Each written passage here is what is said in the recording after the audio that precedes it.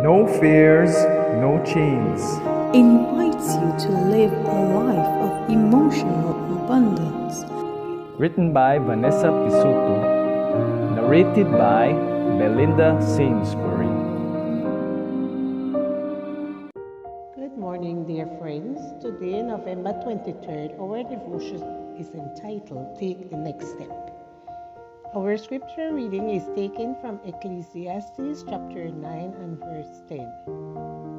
Whatever you do, do well, for when you go to the grave, there will be no work or planning or knowledge or wisdom. Sometimes God leads us with clouds and a pillar of fire, and we see precisely where we are going. Other times, we are surrounded by uncertainty and silence. On those days, when I feel overwhelmed, pioneer Elisabeth Elliot's simple yet profound advice helps me to go on. Do the next thing. In other words, simply perform your next duty.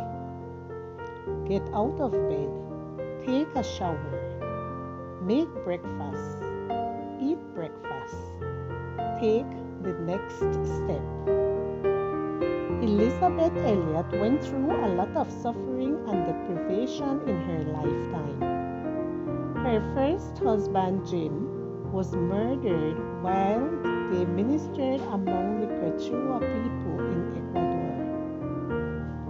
Her second husband died from cancer.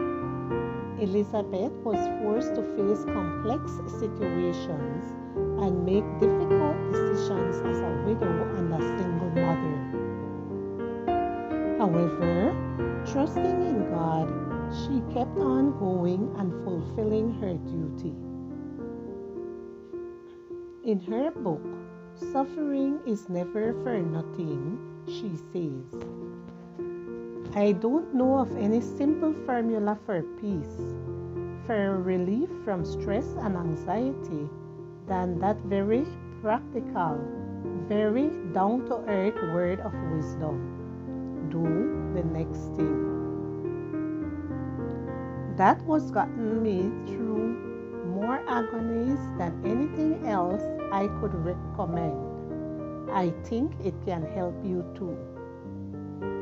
When Ruth and Naomi returned to Bethlehem in Judah, empty-handed and without any hope, Ruth did her small part. She gathered heads of grain.